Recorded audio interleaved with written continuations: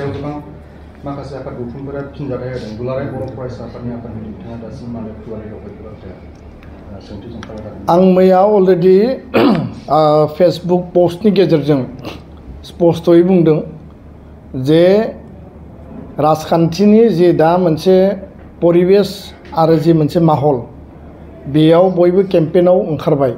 UPPL दोलोआबो केम्पेइनाव ओंखारदों, BPFआ केम्पेइनाव ओंखारदों, BJPआ ओंखारदों आरो जों खोनादों जे बेयाव कंग्रेस गेलेगोन, माने अखिल गगैनि पार्टी गेलेगोन, गोबां दङ।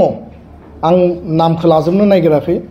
बयबो गावबा गाव खोथा बाथ्राफोरखौ लानानै गावबा गाव एजेन्डा आरो पलिटिकेल कार्ड हिसाबै दिनै बेयाव बायदिसिना इस्युफोरखौ थ्र' खालामदों। दिनै गासैबो हान्जानि माने खुगायाव हा पाट्टा होगोनानो मेन माने बिथांमोननि एजेन्डा। दा बेखौथ' रायजोआ बिबेसना खालामगोन। दा खोथाया जाहैबाय दुलाराय बर' फरायसा आफादा स्पष्ट जे जि मोनसे पलिटिकेल दा मोनसे काउन्टार आरो माने बिसोरनि जि डिबेट जालायलायदों, जों जातीय संगठन हिसाबै माहारियारि आफाद हिसाबै राजनीतिक दोलोजों दोलो बिथांमोननि नांलायनाय, बिथांमोननि जि कनफ्लिक्ट, बिथांमोननि जि मोनसे डिबेट, बे अपिनियनाव जोङो हाबनानै बे परिबेसखौ जोङो गुबुंले खालामनो नागिराखै। डेम'क्रेसियाव डिबेट, क्रिटिसिजम, डिसकासना थायो। खालि खोथाया स्पष्ट बेनोल' BTRखौ लानानै, 6 शिड्युलखौ लानानै, ट्राइबेल बेलेन्स ब्लकखौ लानानै, हा हुखौ लानानै जाय सरकारानो फैया मानो थांनाय समाव जि सरकारफ्रा दङमोन बिथांमोना गावबा गावनि सरकारनि एजेन्डा पलिसिजों हाबा मावनांगौ, अधिकारखौ होनांगौ। अधिकारा गावबा गाव आयेननि आधाराव जागोन।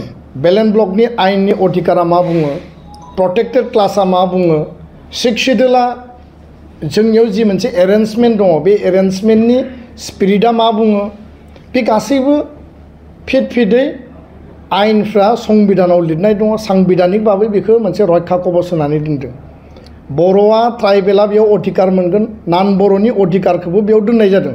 मोनबा अपेन सिट, मोनबा माने जेनेरेल सिट दोननाय जादों आरो बाखि अधिकारफ्राबो बेयाव दङ।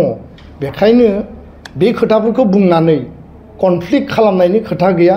खोथाया जाहैबाय स्पष्ट जे कुनु कारनाव जोंनि जि अस्तित्व, जोंनि जि थामोनथा, जोंनि जि रैखाथि, बेयाव जाहाथे रावबो जाहाथे हार्ड खालामनानै पलिटिकेल कार्ड बाहायनानै जाहाथे इलेक्शन केम्पेइनखौ खालामा।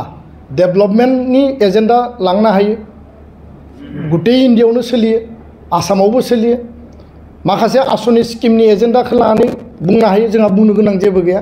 खिन्थु बे जि माने गुबै जि मोनसे अस्तित्व, जि भिटि, जि बिथा, बेखौ लानानै जाहाथे रावबो पलिटिकेलि जाहाथे गेम खालामनानै बेयाव माने पलाराइजेसननि जाहाथे पलिटिक्सखौ खालामलाया, बे खोथाखौ जों स्पष्टयै बुंदों आरो बे नीति आरो आधारावनो जों थागोन।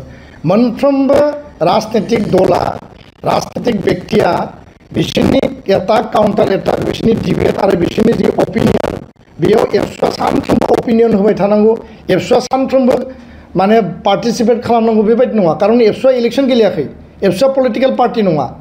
रायजो राजानि लुबैनाय हास्थायनायखौबो एसे जोङो रेसपन्ड खालामदों, खिन्थु जों बयबो बिबेचनाबो खालामनांगोन।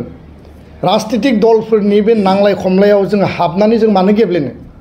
खिन्थु जोंनि जातीय स्वार्थ, जातीय अस्तित्व, 6 शिड्युल, बेलेन्स ब्लक, हा हु, बेनि जुदि रैखाथिनि जुदि थ्रेट फैदोंबा बेयाव जोङो बिबान लागोन। बेनिफ्राय जों कुनु कारनाव दोरोदा। दा बेखायनो बबेयाव एबसुआ अपिनियन होनांगौ, स्टेटमेन्ट होनांगौ, कमेन्ट होनांगौ, बबेयाव होनाङा, रायजो राजाफ्राबो मेलेमजिबिफ्राबो स्ट्रिक्टलि थिक खालामनांगोन। कारन इलेक्शना मोनसे टाइमाव फैगोन, मोनसे टाइमाव जोबलांगोन। इलेक्शनाथ' 12 मास जाया। सेप्तेम्बराव इलेक्शन जागोन, बिनि उनाव सरकार जागोन, बिनि उनाव बे परिबेसा गैया जागोन।